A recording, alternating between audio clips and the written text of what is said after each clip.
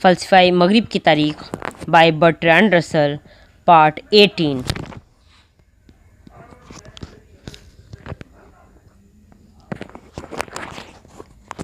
یہ تمام زبان صوفیانہ ہے اور تماثیل سے لی گئی ہے۔ پاکیزگی ایک عارفی تصور ہے اور اس کے بنیادی معنی رسمی ہیں، لیکن افلاطون کے خیال میں پاکیزگی نام ہے جسم اور اس کی ضروریات سے آزادی کا۔ اسے یہ کہتے ہوئے نہ دلچسپ لگتا ہے کہ جنگوں کا سبب دولت کی محبت ہے اور دولت کی ضرورت صرف بدن کی خدمت کے لیے ہوتی ہے۔ اس رائے کا نصف حصہ تو وہی ہے جو مارکس کا خیال تھا، لیکن دوسرا نصف مختلف زاویہ نگاہ سے تعلق رکھتا ہے۔ افلاطون سمجھتا ہے کہ اگر انسان کی ضروریات کم سے کم ہوں تو وہ بہت تھوڑی دولت کے ساتھ زندگی بسر کر سکتا ہے، اور بلا شبہ یہ صحیح ہے، لیکن وہ یہ بھی سمجھتا ہے کہ ایک فلسفی کو دستی کام سے مستثنی قرار دے دینا چاہیے، اس لیے اسے اس دولت پر گزارا کرنا چاہیے جو دوسرے کی کمائی ہے۔ ایک بہت غریب ریاست میں فلسفیوں کے نہ ہونے کا امکان ہے۔ پیریکلس کے زمانے میں ایتھنز کی سامراجیت تھی، جس کے باعث اہل ایتھنز کے لیے فلسفے کا مطالعہ ممکن ہوا۔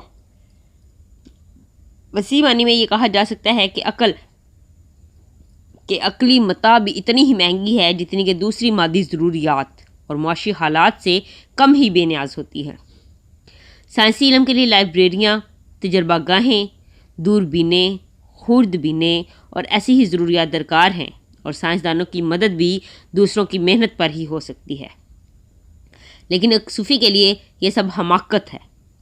ہندوستان اور تبت میں ایک جوگی کو تجربے کے لیے کسی سامان کی ضرورت نہیں ہوتی ہے، وہ صرف لنگوٹی باندھ لیتا ہے، چاول کھاتا ہے اور معمولی بھیک پر گزارا کر لیتا ہے، کیونکہ اسے دانا سمجھا جاتا ہے۔ یہ افلاطون کے نقطۂ نظر کا ہی منطقی ارتقاء ہے۔ آئیے فیڈو کی طرف لوٹیں۔ سیبس اس شک کا اظہار کرتا ہے کہ موت کے بعد روح کی بقا نہیں ہوتی۔ وہ سقراط سے درخواست کرتا ہے کہ اس کے متعلق وہ دلائل دے۔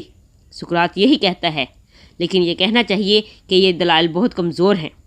پہلی دلیل یہ ہے کہ تمام اشیاء جو متضادات رکھتی ہیں وہ سب اپنے متضادات سے جنم لیتی ہیں۔ یہ وہ بیان ہے جو ہمیں انیکسیمینڈر کے کائناتی عدل کے نقطۂ نظر کی یاد دلاتا ہے۔ اب حیات و موت متضادات ہیں، اس لیے ہر ایک دوسرے سے ہی جنم لیتی ہے۔ اسی سے یہ نتیجہ نکلتا ہے کہ مرے ہوئے لوگوں کی ارواح کہیں اپنا وجود رکھتی ہیں اور کچھ عرصہ کے بعد پھر کسی جسم کے ساتھ دوبارہ پیدا ہو کر اس دنیا میں واپس آ جاتی ہیں۔ ولی پال کی بات بیج میں موت کے بغیر زندگی نہیں آتی، اس قسم کے نظریے سے ہی تعلق رکھتی معلوم ہوتی ہے۔ دوسری دلیل یہ ہے کہ علم بازیافت ہے، اس لیے روح کا وجود پیدائش سے پہلے ضرور ہوتا ہے۔ یہ نظریہ کہ علم بازیافت ہے، اس کی تائید ضرور اس ثمر واقعی سے ہوتی ہے کہ ہمارے ذہن میں عیان ہوتے ہیں، جیسے کسی شے کی قطعی صحیح مساوات جسے تجربے سے حاصل نہیں کیا جا سکتا۔ ہمارے تجربے میں لگ بھگ مساوات ہوتی ہے، لیکن مطلق مساوات حسی اشیاء میں کہیں نہیں پائی جاتی۔ لیکن پھر بھی ہم جانتے ہیں کہ مطلق مساوات سے کیا مراد ہے، کیونکہ ہم نے یہ بات تجربے سے نہیں سیکھی، اس لیے ہم پیدا ہی اس علم کے ساتھ ہوئے ہیں۔ وہ کہتا ہے کہ یہی دلیل دیگر تمام اعیان پر صادق آتی ہے۔ اس لیے جواہر کا وجود اور انہیں سمجھنے کی ہماری اہلیت یہ ثابت کرتے ہیں کہ روح علم کے ساتھ پہلے سے ہی موجود ہوتی ہے۔ یہ قضیہ کہ علم بازیافت ہے، مینو میں زیادہ تفصیل کے ساتھ بیان کیا گیا ہے۔ یہاں سقراط کہتا ہے کوئی علم سکھایا نہیں جاتا، محض بازیافت ہوتا ہے۔ وہ اپنے نقطہ نظر کے دعویٰ کو ثابت کرنے کے لیے مینو سے کہتا ہے کہ وہ اپنے غلام لڑکے کو بلائے۔ سقراط اس لڑکے سے علم المساحت، جیومیٹری کے مسائل پر سوالات کرنے لگتا ہے۔ لڑکے کے جوابات سے یہ ظاہر ہونے لگتا ہے کہ اسے جیومیٹری کا علم ہے، حالانکہ وہ اب تک یہ علم رکھنے سے بے خبر ہے۔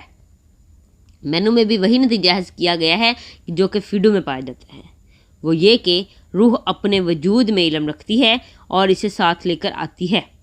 اس سے متعلق ایک شخص کہہ سکتا ہے کہ پہلی بات تو یہ ہے کہ اس دلیل کا تجرباتی علم پر اطلاق ہرگز نہیں ہوتا۔ غلام لڑکے کو اس یاد دہانی کی طرف نہیں لے جایا جا سکتا کہ اہرام کب بنائے گئے تھے یا ٹرائے کا محاصرہ واقعی ہوا تھا، جب تک کہ وہ خود ان واقعات کے وقت موجود نہ ہوتا۔ صرف اس قسم کا علم ہے جسے قبل تجربی کہا جاتا ہے۔ خصوصاً منطق اور ریاضی کے متعلق کسی حد تک فرض کیا جا سکتا ہے کہ ایسے علم کا تجربے سے پہلے ہی وجود ہوتا ہے۔ حقیقت میں علم کی صرف یہی قسم ہے، صوفیانہ بصیرت سے الگ، جسے افلاطون حقیقی علم تسلیم کرتا ہے۔ آئیے ہم یہ دیکھیں کہ علم ریاضی پر اس دلیل کا کس حد تک اطلاق ہوتا ہے۔ مساوات کا تصور لیجیے۔ ہمیں ماننا پڑتا ہے کہ حسی اشیاء کے درمیان مطلق مساوات کا کوئی تصور نہیں ہے۔ ہم صرف قریب قریب دیکھتے ہیں تو ہم مطلق مساوات کے تصور تک کس طرح پہنچ پاتے ہیں؟ یا کیا شاید ہمارے پاس کوئی ایسا تصور نہیں ہوتا؟ آئیے ہم ایک ٹھوس مثال لیتے ہیں۔ پیرس میں میٹر سے مراد یہ ہے کہ ایک سلاخ جس کا خاص درجہ حرارت پر خاص لمبائی ہے۔ اگر ہم کسی اور سلاخ کے متعلق یہ کہیں کہ اس کی لمبائی ٹھیک 1 میٹر ہے تو اس سے ہماری کیا مراد ہوتی ہے؟ میں نہیں سمجھتا کہ ہمارے کوئی معنی ہونے چاہیے۔ ہم کہہ سکیں گے کہ پیمائش کے سب سے زیادہ صحیح طریقے جن کا آج سائنس کو علم ہے، یہ ظاہر کرنے میں ناکام رہتے ہیں کہ ہماری سلاخ پیرس میں معیاری میٹر سے بڑی یا چھوٹی ہے۔ اگر ہم بہت جلد باز ہیں تو شاید ہم یہ پیشین گوئی کریں کہ شاید آئندہ تکنیک میں کسی قسم کی درستگیاں اس نتیجے کو نہیں بدلیں گی، لیکن یہ اب بھی ایک تجرباتی بیان ہے جس سے مراد یہ ہے کہ تجرباتی ثبوت شاید اسے کسی لمحے غلط ثابت کر دیں۔ میں نہیں سمجھتا کہ ہم حقیقت میں مطلق مساوات کا کوئی تصور رکھتے ہیں، جیسے کہ افلاطون کا خیال ہے کہ ہمارے پاس ایسا تصور ہوتا ہے۔ اگر ہمارے پاس کوئی ایسا تصور ہوتا بھی ہے تو یہ واضح ہے کہ کسی بچے کے پاس ایسا تصور نہیں ہوتا جب تک وہ ایک خاص عمر تک نہیں پہنچ جاتا، اور یہ تصور تجربے سے حاصل کیا جاتا ہے، اگرچہ براہ راست تجربے سے اس کا استخراج نہیں ہوتا۔ مزید برآں جب تک پیدائش سے پہلے ہمیں وجود کا حسی ادراک نہ ہوتا تو یہ ایسا تصور پیدا ہونے کا اہل نہ ہوتا جیسی کہ یہ زندگی ہے، اور اگر ہمارا پیدائش سے پہلے کے وجود کا تصور جزوی طور پر حسیات سے ماورا فرضی کر لیا جائے تو پھر کیوں نہ یہی بات موجودہ وجود سے متعلق فرض کر لی جائے۔ ان تمام بنیادوں پر یہ دلیل ناکام ہو جاتی ہے۔ یہ مانتے ہوئے کہ بعض یافت کا نظریہ صحیح قائم ہو گیا ہے، سیپیز کہتا ہے کہ ہماری بات ابھی صرف آدھی ہی ثابت ہوئی ہے، یعنی یہ کہ ہماری روح پیدائش سے پہلے موجود تھی، لیکن یہ بات کہ موت کے بعد بھی ہماری روح اسی طرح زندہ رہے گی جس طرح کہ پیدائش سے پہلے تھی، تو یہ وہ دوسرا نصف ہے جسے ثبوت کی ابھی ضرورت ہے۔ تب سقراط اس کا جواب دینے کی طرف متوجہ ہوتا ہے۔ سقراط کہتا ہے کہ ہم پہلے دلائل دے چکے ہیں، ان سے ثابت ہوتا ہے کہ ہر شے اپنے متضاد سے جنم لیتی ہے۔ اس کے مطابق موت سے حیات اسی طرح جنم لیتی ہے جس طرح حیات سے موت، لیکن وہ ایک اور دلیل کا اضافہ کرتا ہے جس کی فلسفے میں بڑی طویل تاریخ ہے، یعنی جو چیز مختلف اجزاء سے مرکب ہے وہ قابل تحلیل اور قابل انتشار ہے۔ روح عیان کی مانند بسیط، سادہ ہے اور اجزاء کا مرکب نہیں ہے۔ یہی خیال کیا جاتا ہے کہ جو کچھ بسیط ہے وہ ہمیشہ موجود بالذات اور غیر متغیر ہے۔ اب مطلق عیان میں کبھی بھی کوئی تبدیلی نہیں ہوتی۔ مثال کے طور پر حسن مطلق ہمیشہ یکساں رہتا ہے، جبکہ حسین اشیاء مستقل تبدیلی ہوتی رہتی ہے۔ یوں مرئی اشیاء متغیر رہتی ہیں اور غیر متغیر یعنی ابدی ہوتی ہیں۔ جسم مرئی ہے لیکن روح غیر مرئی، اس لیے روح کو ان اشیاء کے گروہ میں رکھا جاتا ہے جو لافانی ہیں۔ چونکہ روح لافانی ہے تو یہ بقائے دوام کے عالم میں ابدی اشیاء پر غور و خوض کرتی ہیں، یعنی جو عیان ہیں، لیکن جو مادی اشیاء کی دنیا کو دیکھتی ہے تو ان متغیر اشیاء کی دنیا پر غور کرتی ہے تو خود بھی کھو جاتی ہے اور پریشان ہو جاتی ہے۔ جب روح جسم کو ادراک کے ایک آلہ کے طور پر استعمال کرتی ہے، یعنی یہ کہ جب وہ بصیرت یا سماعت یا کسی بھی دوسری حس کو استعمال کرتی ہے، کیونکہ جسم کے ذریعے ادراک کے معنی خواص کے ذریعے ادراک کے ہیں، تو روح خود بھی جسم کے ساتھ ساتھ عالمی تغیر میں کھینچی چلی جاتی ہے، جہاں وہ بھٹکتی پھرتی ہے اور ابتری کا شکار ہو جاتی ہے۔ دنیا اس کی گرد چکر لگا رہی ہوتی ہے اور روح نشہ میں آئے ہوئے شرابی کی طرح اس عالم تغیر سے دوچار ہوتی ہے، لیکن جب وہ اپنا آپ پا لیتی ہے تو غور و خوض کرتی ہے تو ایک دوسرے عالم میں پہنچ جاتی ہے۔ یہ عالم پاک، بقائے دوام اور عدم تغیر کا عالم ہوتا ہے۔ اس دنیا میں جو اشیاء یہ دیکھتی ہے وہ اسی ہی کی طرح ہوتی ہے اور ان کے ساتھ یہ ہمیشہ رہتی ہے۔ جب وہ محض اپنے آپ میں ہوتی ہے اور اس کی راہ میں کوئی رکاوٹ نہیں ہوتی تو پھر یہ غلط طریقوں سے ہٹ جاتی ہے اور غیر متغیر اشیاء کی محبت میں خود بھی غیر متغیر رہتی ہے۔ روح کی اس حالت کو عقل و دانش کہا جاتا ہے۔ سچے فلسفی کی روح، جس کی زندگی میں مادی اور جسمانی لذتوں کی غلامی سے نجات پا لی ہے، وہ موت کے بعد ایک غیر مرئی دنیا میں چلی جائے گی جہاں وہ دیوتاؤں کی مجلس میں سچی خوشی کے ساتھ رہے گی۔ لیکن ناپاک روح جو جسمانی لذتوں میں گرفتار رہی ہے وہ بھوت بن جائے گی اور قبر پر منڈلاتی پھرے گی۔ پھر وہ اپنے ہی خو رکھنے والے جانور جیسے کہ گدھا، بھیڑیا یا گدھ کے جسم میں منتقل ہو جائے گی۔ وہ شخص جس نے نیک زندگی گزاری ہے لیکن وہ فلسفی نہیں تھا، وہ شہد کی مکھی، بھیڑ یا چیونٹی یا کوئی ایسا جانور بن جائے گا جو غول میں رہنے والا معاشرتی نوعیت کا ہے۔ صرف سچا فلسفی ہی مرنے کے بعد جنت میں داخل ہوگا۔ کسی ایسے شخص کو دیوتاؤں کی محفل کی صحبت میں شریک ہونے کی اجازت نہیں دی جاتی جس نے فلسفے کا مطالعہ نہ کیا ہو اور جو اس دنیا سے اپنی روانگی کا وقت مکمل طور پر خالص نہ ہو۔ دیوتاؤں کی محفل میں تو صرف وہی شریک ہوتا ہے جو علم کا عاشق ہو۔ یہی وجہ ہے کہ فلسفہ کے پرستار تمام جسمانی شہوتوں سے اجتناب کرتے ہیں۔ ان کا یہ اجتناب غربت یا لذت کے خوف کے باعث نہیں ہوتا، بلکہ اس وجہ سے کہ وہ اس بات سے آگاہ ہوتے ہیں کہ روح تو محض جسم کے ساتھ بس باندھ دیا گیا ہے، کہ روح کو تو محض جسم کے ساتھ باندھ دیا گیا ہے۔ جب تک کہ فلسفہ روح کو جسم سے بے نیاز نہ کر دے، اس وقت تک وہ وجود حقیقی کو اس قید خانے کی صلاحوں کے پیچھے سے نہیں دیکھ سکتی ہے۔ جسم پر احتیاج کی حالت میں روح ہر قسم کے کیچڑ میں لت پت رہتی ہے۔ دراصل اس بری حالت میں مبتلا ہونے کا سبب یہ ہوتا ہے کہ وہ جسمانی لذتوں کی ہوس کا شکار ہوتی ہے۔ فلسفی اپنے جذبات پر قابو رکھتا ہے کیونکہ وہ جانتا ہے کہ ہر لذت و علم ایک طرح کی میخ جیسا ہوتا ہے جو روح کو جسم کے ساتھ ٹھونک دیتی اور ملا دیتی ہے، یہاں تک کہ وہ جسم ہی کی طرح نہیں ہو جاتی اور یہ یقین کرنے لگ جاتی ہے کہ جسے جسم حقیقی قرار دے وہی بس حقیقی ہے۔ اس مقام پر سیمیاس یہ فیصہ گورسی رائے پیش کرتا ہے کہ روح ایک ہم آہنگی ہے اور پوچھتا ہے کہ اگر بربت ٹوٹ جائے تو پھر بھی ہم آہنگی باقی رہتی ہے۔ سقراط جواب دیتا ہے کہ روح ہم آہنگی نہیں ہے کیونکہ ہم آہنگی ایک مرکب ہے، لیکن روح بسیط ہے۔ وہ مزید یہ کہتا ہے کہ یہ نظریہ کہ روح ہم آہنگی ہے اس سے مطابقت نہیں رکھتا کہ روح پہلے سے ہی موجود تھی، جسے بعد یافت کے نظریہ سے ثابت کر دیا گیا تھا، اور اس لیے بھی کہ ہم آہنگی کا بربت سے پہلے اپنا وجود نہیں ہوتا ہے۔ سقراط اب مزید اپنے فلسفیانہ ارتقاء کی تفصیل بیان کرتا ہے جو بہت دلچسپ ہے، لیکن بنیادی استدلال سے اس کا تعلق نہیں رہتا۔ وہ نظریہ آیان کی تشریح کرنے لگتا ہے جو اس نتیجے تک پہنچتی ہے کہ آیان کا وجود ہے، اور یہ کہ دوسری اشیاء ان میں شرکت کرتی ہے اور انہی سے اپنا نام حاصل کرتی ہے۔ آخر میں وہ مرنے کے بعد روح کی قسمت بیان کرتا ہے، یعنی یہ کہ نیک روح جنت میں داخل ہوتی ہے اور بری روح دوزخ میں۔ ان دونوں کے مابین روح برزخ میں چلی جاتی ہے۔ اس کی زندگی کے آخری لمحات اور الوداعی الفاظ بیان کیے گئے ہیں۔ اس کے آخری الفاظ یہ ہیں: کریٹو، میرے ذمہ ایسکلی پیوس کا ایک مرغ ادھار ہے، کیا تم میرا قرض ادا کرنا یاد رکھو گے؟ جب وہ بیماری سے صحت یاب ہوئے تو انہوں نے ایسکلی پیوس کو مرغ ادا کیا اور سقراط نے متغیر حیات کی حرارت سے شفا پائی۔ فیڈو یوں بات ختم کرتا ہے کہ اس زمانے کے لوگوں میں وہ عاقل ترین، عادل ترین اور بہترین شخص تھا۔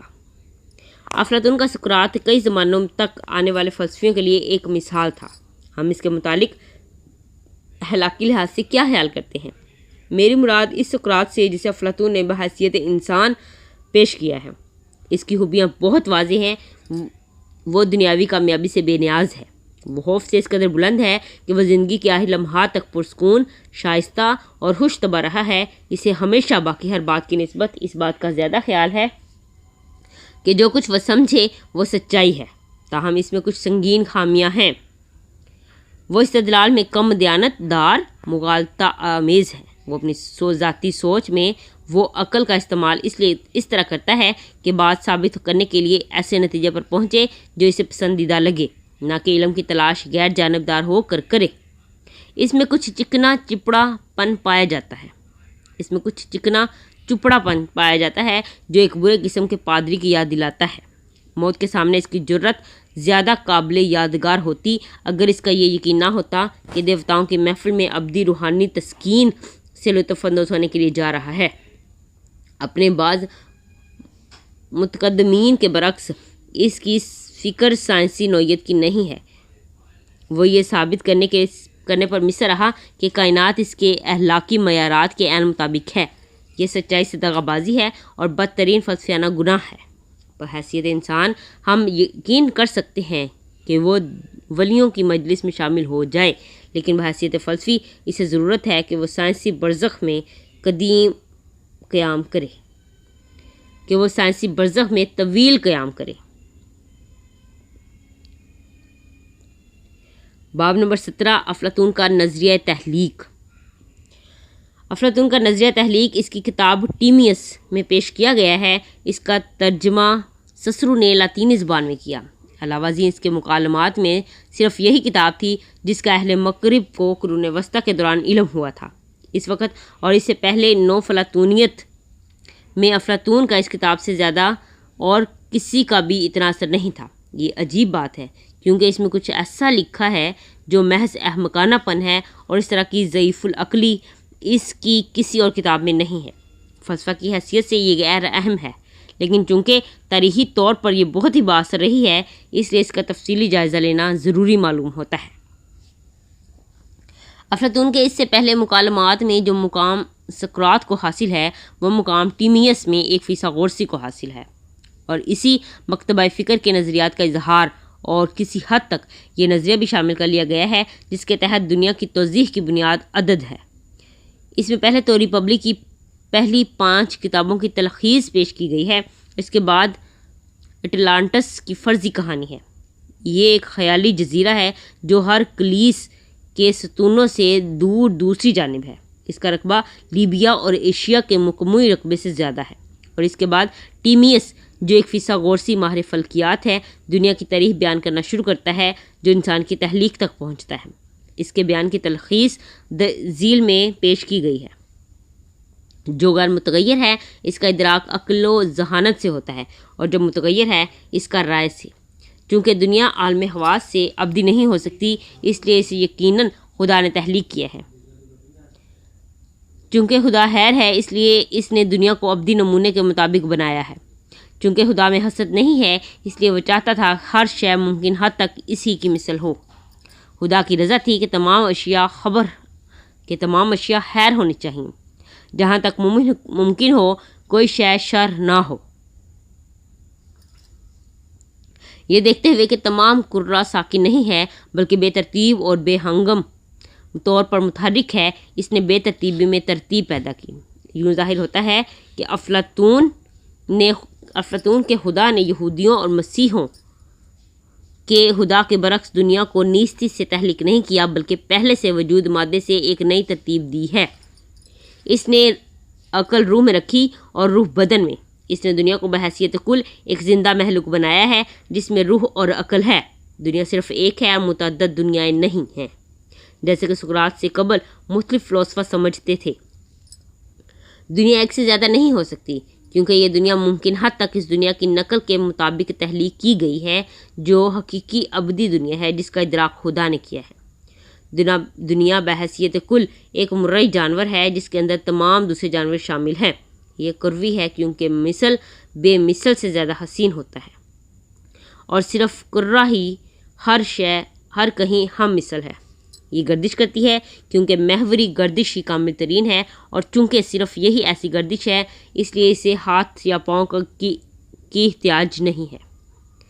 عناصر اربع آتش و آب و باد و خاک، جنہیں ہر ایک کو اپنے عدد سے ظاہر کیا جاتا ہے، وہ ایک مسلسل تناسب میں رہتے ہیں، یعنی آگ کا ہوا سے وہ تناسب ہے جو ہوا کا پانی سے اور پانی کا مٹی سے۔ خدا نے دنیا کی تعمیر کے لیے تمام عناصر کو استعمال کیا ہے، اس لیے یہ کامل ہے اور ضعیف العمری اور بیماری سے معرہ ہے۔ تناسب کی بدولت اس میں ہم آہنگی پائی جاتی ہے، اسی کے باعث اس میں رفاقت کی روح پیدا ہوتی ہے، اور اس لیے خدا کے سوا اسے کوئی معدوم نہیں کر سکتا۔ خدا نے پہلے روح بنائی اور پھر جسم۔ روح مرکب ہے، غیر منقسم اور غیر متغیر، اور منقسم و متغیر کا۔ یہ تیسرا اور درمیانی نوعیت کا جوہر ہے۔ یہاں سیاروں کے متعلق فیسا غورسی نظریہ بیان کیا جاتا ہے جو زمان کی ابتدا کی وضاحت کی طرف لے جاتا ہے۔ جب باپ و خالق نے زندہ محلوق جسے اس نے متحرک بنایا تھا اور ابدی دیوتاؤں کی تخلیق شدہ صورتوں کو دیکھا تو وہ خوش ہوا۔ اپنی اس خوشی میں اس نے فیصلہ کیا کہ وہ اپنی اصلی کائنات کی ایسی نقل بنائے جو اصل کے بہت ہی زیادہ ہم مثل ہو، اور جیسے کہ یہ ابدی تھی، اس نے چاہا کہ کائنات کو بھی ابدی بنائے۔ اب مثالی وجود کی نوعیت ابدی تھی، لیکن اس صفت کو بھرپور طور پر محلوق کو عطا کرنا ناممکن تھا، اس لیے اس نے یہ فیصلہ کیا کہ وہ ابدیت کا ایک متحرک تمثال بنائے، اور جب اس نے آسمان کو ترتیب دے لیا تو پھر تمثال کو ابدی بنایا، لیکن اسے عدد کے مطابق متحرک بنایا، جبکہ ابدیت وحدت میں ساکن و ساکت ہے۔ اس تصور کو ہم زمان کہتے ہیں۔ اس سے پہلے شب و روز نہیں تھے۔ ابدی جوہر کے متعلق ہم ہرگز نہیں کہہ سکتے کہ یہ تھا یا ہوگا، صرف ہے کہنا صحیح ہے۔ اس سے یہ نتیجہ حاصل ہوتا ہے کہ ابدیت کے متحرک تمثال کے متعلق یہ کہنا صحیح ہے کہ یہ تھا اور ہوگا۔ زمان اور ستارے ایک ہی لمحے میں وجود میں آئے۔ خدا نے سورج بنایا تاکہ جاندار علم ریاضی سیکھ سکیں۔ یہ کہا جا سکتا ہے کہ سلسلہ روز و شب کے بغیر ہم اعداد کے متعلق نہیں سوچ سکتے تھے۔ روز و شب اور ماہ و سال کے منظر نے عدد کا علم تخلیق کیا ہے اور ہمیں وقت کا تصور دیا ہے اور فلسفہ وجود میں آیا ہے۔ یہ سب سے بڑا تحفہ ہے جس کے لیے ہم بصارت کے احسان مند ہیں۔ بحیثیت کل دنیا کے علاوہ 4 قسم کی ذی حیات ہیں۔ یہ دیوتا، پرندے، مچھلیاں اور زمین کے ذی حیات ہیں۔ دیوتا زیادہ تر آگ ہے، ساکن ستارے الوحی اور ابدی ذی حیات ہیں۔ خالق نے دیوتاؤں کو بتایا کہ وہ انہیں فنا کر سکیں، لیکن وہ ایسا نہیں کرے گا۔ جب خدا نے باقی ذی حیات محلوق کا الوحی اور لافانی حصہ بنا لیا تو یہ کام دیوتاؤں کے سپرد کر دیا کہ وہ ذی حیات کا فانی حصہ بنائیں۔ افلاطون کے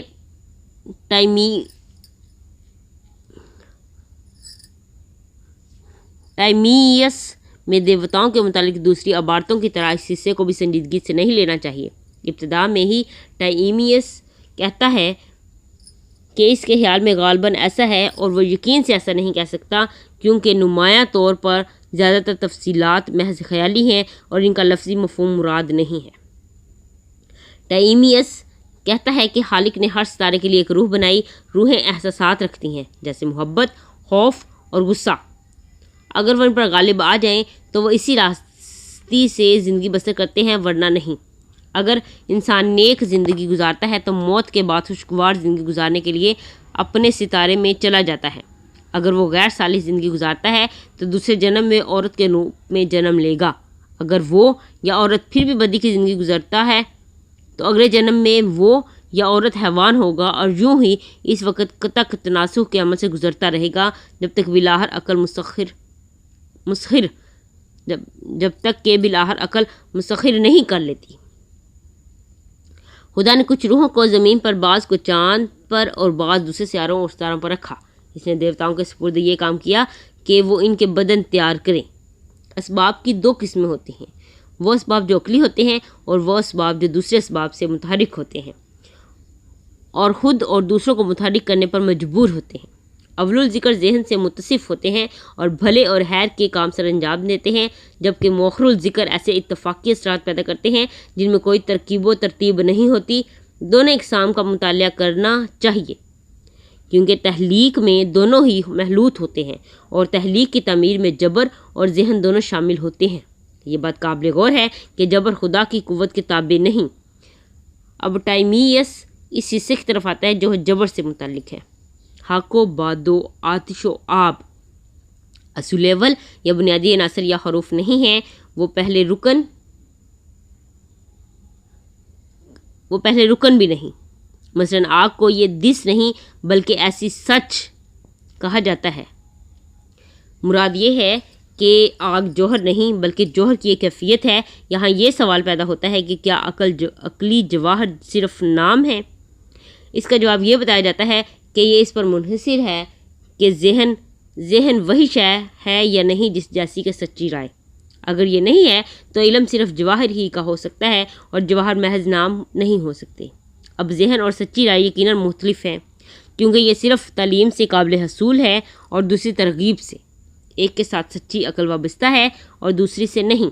تمام انسان سچی رائے میں شریک ہوتے ہیں، لیکن ذہن دیوتاؤں کی صفت اور انسانوں میں بہت کم لوگوں کی۔ یہ بات کس قدر عجیب نظریہ مکان کی طرف لے جاتی ہے، یعنی ایک ایسی شے جو عالم جوہر اور عارضی عالم حسیات کے درمیان ہے۔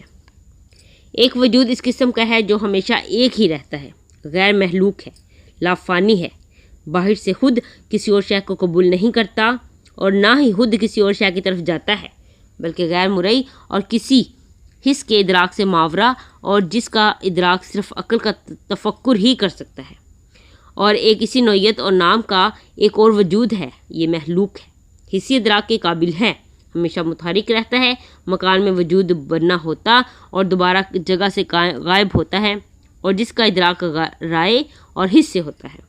اور ایک تیسری قسم کا وجود ہے جو مکان ہے اور دائمی ہے اور لافانی ہے اور تمام محلوق اشیاء کو گھر مہیا کرتا ہے، اور اس کا ادراک جس کی مدد کے بغیر ساختہ عقل سے ہوتا ہے اور مشکل ہی سے حقیقی ہے، جسے ہم ایسے دیکھتے ہیں جیسے خواب میں۔ ہم تمام موجودات سے متعلق کہتے ہیں کہ اس کا کسی زمان و مکان میں ہونا واجب ہے، لیکن یہ نہ تو آسمان پر اور نہ ہی زمین پر اپنا وجود رکھتا ہے۔ یہ بہت ہی مشکل حصہ ہے جسے میں پوری طرح سمجھ سکنے کا جھوٹا دعویٰ نہیں کر سکتا۔ میرے خیال میں یہ نظریہ جیومیٹری پر تفکر کے نتیجے میں پیدا ہوا ہوگا۔ جیومیٹری حساب کی مانند خالص عقل کا معاملہ لگا ہوگا، لیکن یہ مکان سے مبرہ نہیں اور یہ علم حسیات کا ایک حصہ ہے۔ عموماً بعد کے فلسفیوں کے لیے ایک طلسمی بات یہ ہے کہ وہ مشابہتیں تلاش کریں، لیکن میں یہ سوچے سمجھے بغیر نہیں رہ سکتا کہ کانٹ نے اس نظریہ مکان کو ضرور پسند کیا ہوگا، جیسے کہ یہ اس کے اپنے نظریے سے مطابقت رکھتا ہے۔ ٹائمیس کہتا ہے کہ عالم حسیات کے سچے عناصر حق و باد و آتش و آب نہیں بلکہ دو قسم کی قائمت الزاویہ مثلثیں، رائٹ اینگلڈ ٹرائی اینگلز ہیں، ایک نصف مربع ہے اور ایک نصف مساوی الاضلاع مثلث۔ ابتدا میں ہر شے غلط ملت تھی اور متعدد عناصر مختلف جگہوں پر تھے۔ بعد ازاں انہیں ترکیب و ترتیب دی گئی تاکہ کائنات کی تشکیل ہو، لیکن خدا نے انہیں صورت اور عدد میں ڈھالا اور انہیں حیت و بدصورت اور برے اشیاء سے جہاں تک ممکن ہو سکا حسین ترین اور بہترین صورت اور عدد کی تشکیل دی۔